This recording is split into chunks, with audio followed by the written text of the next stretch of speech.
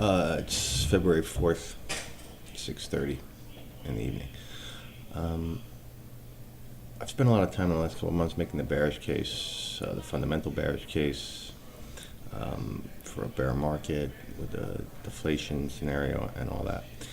So I thought today would make the bullish case, just so we can have something in our head if we want to be long and make money that way. I guess I would make two cases for sort of the bullish case. The first one being that the bullish case has always won out over time, at least up until now. I mean, if you got along at the beginning of, when mankind started to trade goods until now, you made a lot of money. Bulls are the ones that have made money over time. The thing about being bearish is that, it's very sexy and it's very enticing because, heroes are made in bear markets. I mean, they just had this movie, The Big Short. You never see a movie, The Big Long. Here's the story of the guy that bought the Lowe's in 2009 and, rode it all the way up until, 2015. That movie doesn't get made. You make money quickly when you're short. The volatility comes and boom, and you're a hero and everyone else is losing money, and it's very heroic, and so it's a very sexy thing to want to be, is bearish. The problem is over time it loses. You're fighting positive drift. And again, that doesn't mean just because there's been positive drift for the last however many years in the stock market, 100 and whatever years, it doesn't mean that there will be for the next 10 years. Past performance is done different future results. We're in a different economic situation, blah, blah, blah. But anyway, that's kind of the first argument, bullish argument. On a shorter term basis, really the only bullish thing I could see, and we always want to search for something because you never know what it's going to be. Remember at the bottom of the financial crisis, everybody thought that the whole TARP and the whole everything that they were going to do was going to fail. That was absolutely the 1,000% consensus. And something happened that it didn't fail. That it kind of worked. It might not work going forward. Who knows? But it worked until now.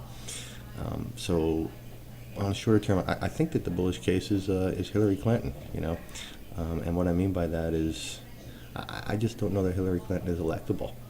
And the proof is that she's running basically a dead heat with Bernie Sanders, the socialist, and I don't think America wants a socialist to be in power. And Bernie Sanders likes to come out and say, "Oh, America's getting our message." I don't think America's getting his message. I think America's message is anybody but Hillary Clinton. They didn't really put anybody up against Hillary Clinton except for Bernie Sanders, and they're choosing him, and that's the Democrats. So when it comes to the general election, I just don't think Hillary Clinton is electable for whatever reason. Her husband, everybody loved no matter what he did. Her, they don't like her. They don't trust her. They don't like her face. They don't like her expressions. And for all I know, she may be the most, suitable person for the job. She certainly has the experience of being close to what it's like to run the United States and do all this international diplomacy and all that crap. She's obviously an insider of it all. But I don't think it matters. It's a popularity contest, and she's like the most unpopular girl in school.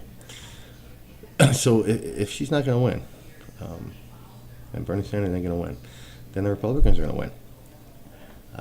Republican winning the presidency traditionally has been at least seen as bullish. I mean, clearly Bush won the presidency, and it was the worst 8 years in the stock market in history, and he was a Republican, and Obama won the presidency, and it was a great, 7 years in the stock market as a Democrat. But so there's no correlation there in the end. But in the short term, people in general think the Republicans are bullish for the stock market and vice versa. But more importantly, and again, I think I've watched too much of the debates this year, so I've heard all the bullshit, and sometimes you want to believe it. You got to remember not to, I guess. But I mean, they're talking about these tax cuts. Let me put it this way: if I could tell you today, February 4th, 2016, that within 18 months, a Republican president with a Republican Congress is voting through, corporate tax rates of 15% in the U.S. and a flat tax, on income tax of 15%. Where would you want to be in the stock market right now, long or short? I mean, it wouldn't matter to you that there might be some downside. There might be this. If that happened, certainly financial assets are going to go up. And I'm not saying that, okay, the deficit won't go up. I'm not here to argue the Laffer curve, and all that. I'm just saying, if I could tell you the Republicans are going to become president and they're going to vote in tax cuts like that, like they claim they want to do, you would want to be long. So, and I think that's, again, a tax cut, but I don't know. But I think that seems like a pretty good possibility. So That would be the bullish case to me. I mean, suddenly a lot of problems go away if you got a very low tax rate. Probably some other problems occur, but a lot of economic problems, at least for people that are involved in the stock market and companies and corporate America and corporate world, a lot of problems go away if you take away the tax. It's mostly inflationary problem, inflation, but it's growth. It's seen as growth. And considering where we're coming from now, where people are scared of recession and this and that, that's a big, big turn. So anyway, those are sort of the bullish arguments to me. The long-term bullishness of the world, which you have to be if you want to make money. Bulls over time make money. Bears over time lose money, and pigs over time become bacon, right?